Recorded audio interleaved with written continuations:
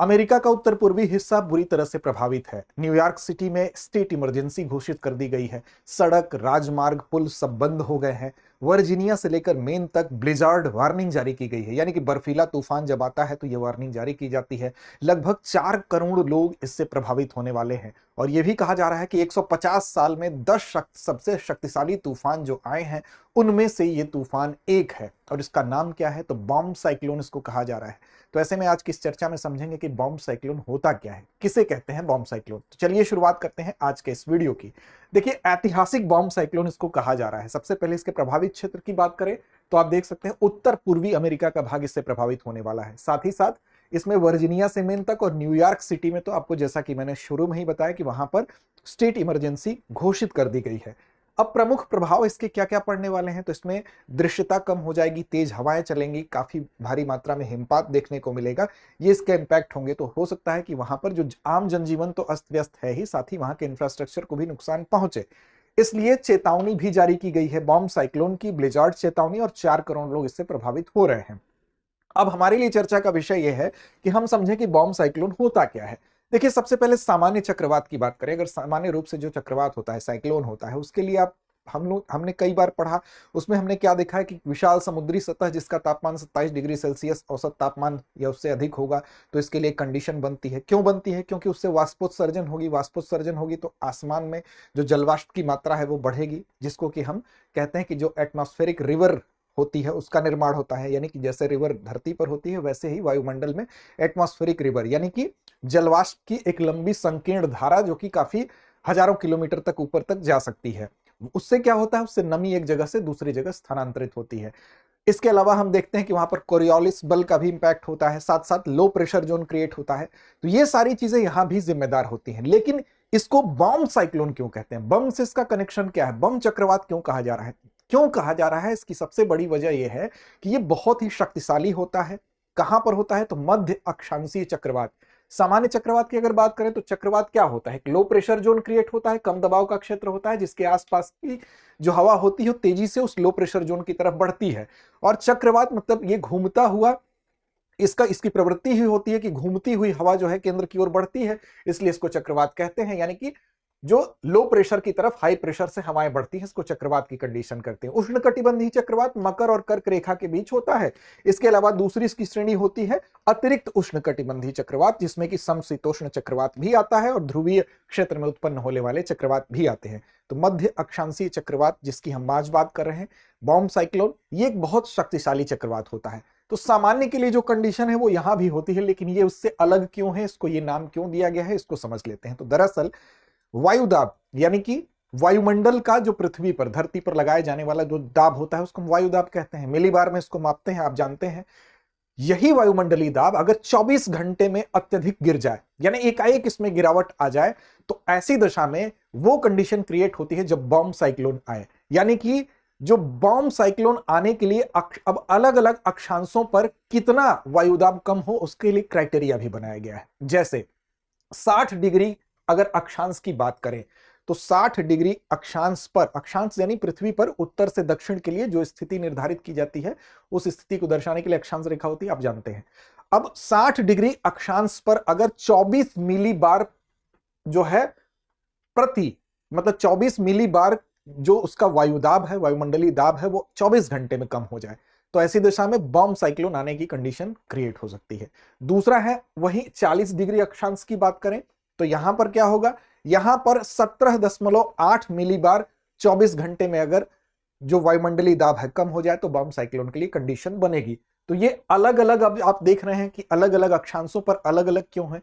तो उच्च अक्षांश की अगर बात करें तो 60 डिग्री अक्षांश की बात करें तो वहां पर पृथ्वी के घूर्णन का प्रभाव ज्यादा होता है और अधिक दबाव गिरावट की वहां पर आवश्यकता इसीलिए है क्योंकि वहां पर पृथ्वी के घूर्णन का इंपैक्ट ज्यादा होता है। वहीं पर 40 डिग्री पर कम वायुमंडलीय दबाव की ही जरूरत है क्योंकि वहां पर पृथ्वी के घूर्णन का जो प्रभाव है वो अपेक्षाकृत उच्च अक्षांश के कम देखने को मिलता है।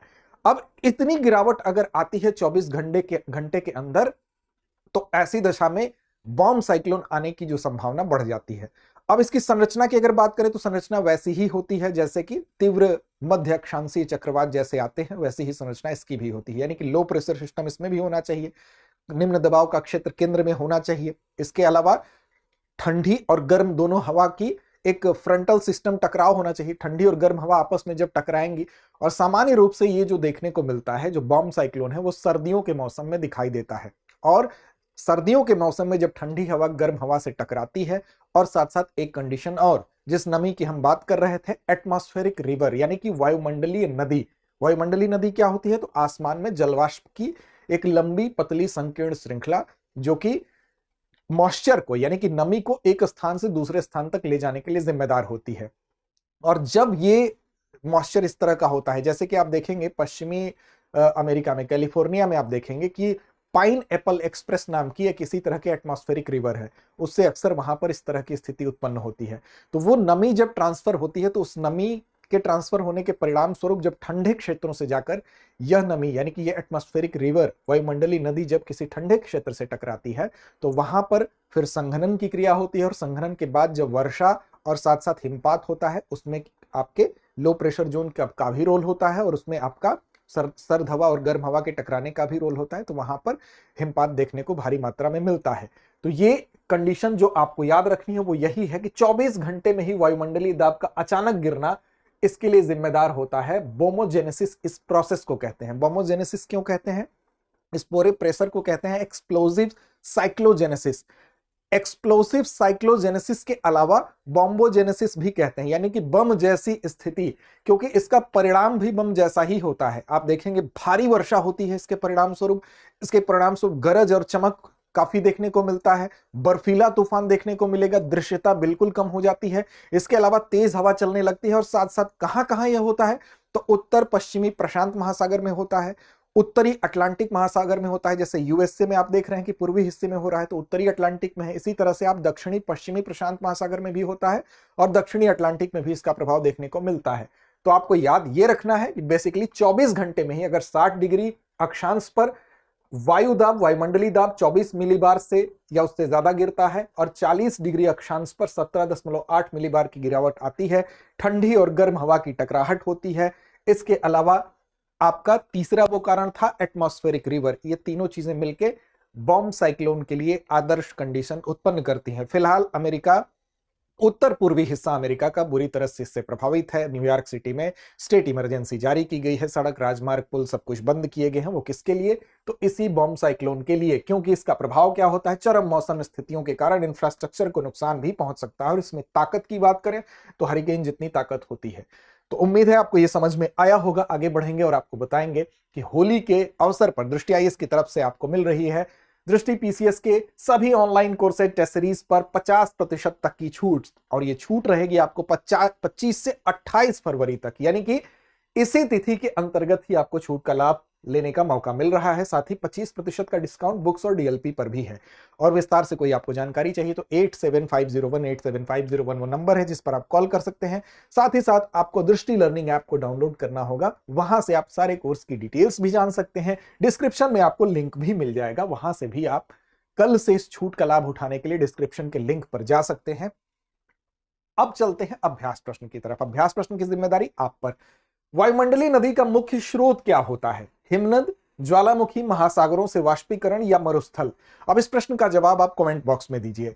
साथ ही साथ लड़ते रहिए, अपने लक्ष्य की ओर बढ़ते रहिए। और चैनल को सब्सक्राइब नहीं किया तो कर लीजिए ताकि हमारे परिवार से आप जुड़ सकें, सारी अपडेट्स आपको मिलती रहें। अब एग्जाम की तैयारी को और बेहतर करने के लिए हमारे चैनल को लाइक, शेयर और सब्सक्राइब करना ना भूलें।